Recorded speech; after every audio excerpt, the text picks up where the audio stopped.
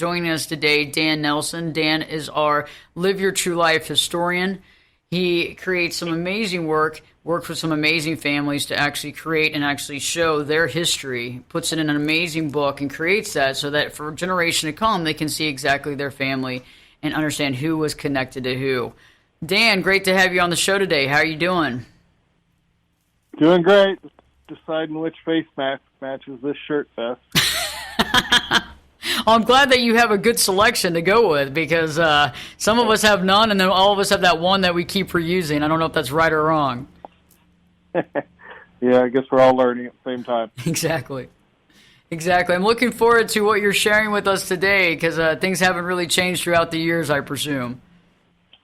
No, they haven't changed that much. They were just as crazy back then, but as you said, there was no social media back then. It was word of mouth. But this story, I'm going to break it into three parts because really there's three segments to this person's life. And this is my 10-time step-great-grandmother, and her name was Herodias Long, not a name you come across too often for a woman, and she went by Herod.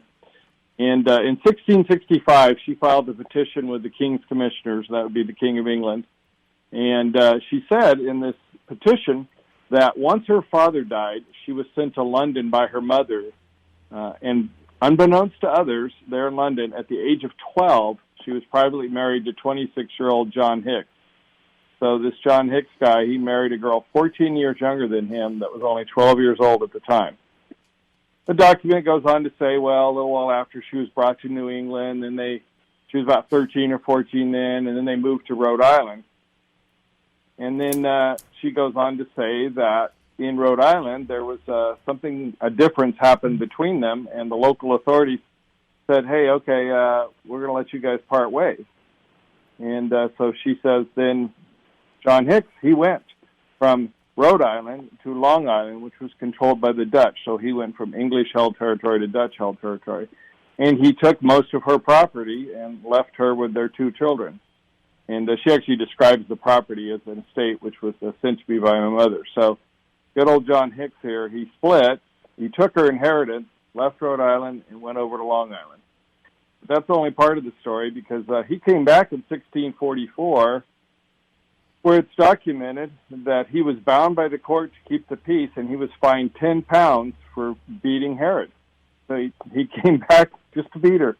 And so there was some speculation as to why that was, and part of it was what were referred to as her escapades with a gentleman by the name of George Gardner.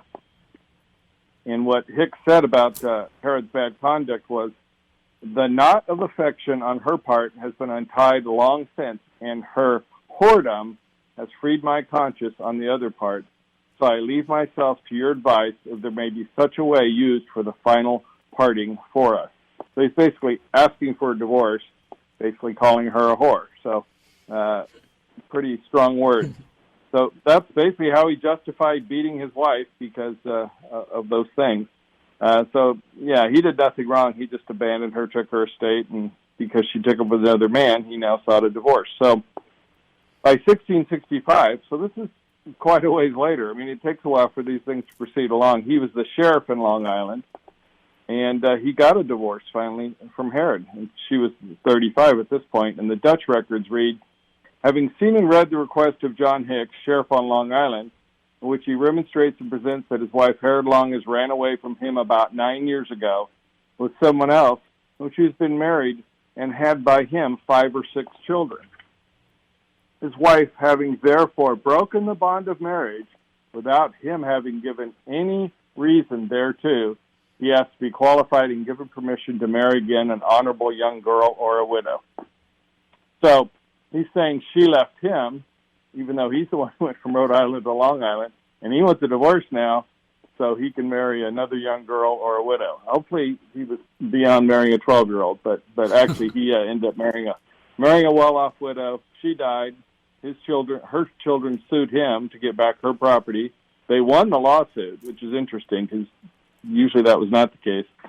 And then he finally married for the last time and his third and final wife. So Herod, in defending herself against Hicks' accusation, she said, look, George Gardner, he was the guy that lived next door. I wasn't accustomed to labor, so I joined up with him.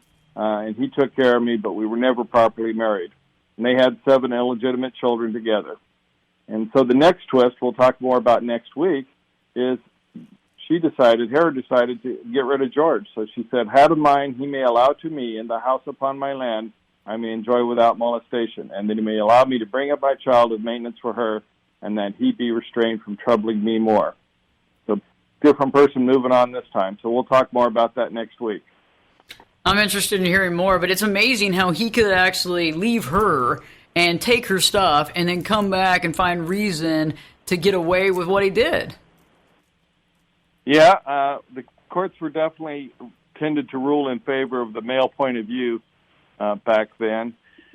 And I think, your show ties into it today. What she was saying and what he was saying were different, so who knows, what was really the truth between the two. You just have 2 sets of court records that you sort of have to interpret who was the good and who was the bad.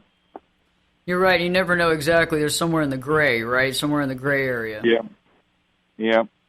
Well, I look forward to hearing some more of the story next week, Dan. It's very powerful stuff, and the neat thing is that, history hasn't really, life hasn't really changed. It's just now we have all the social media to talk about it.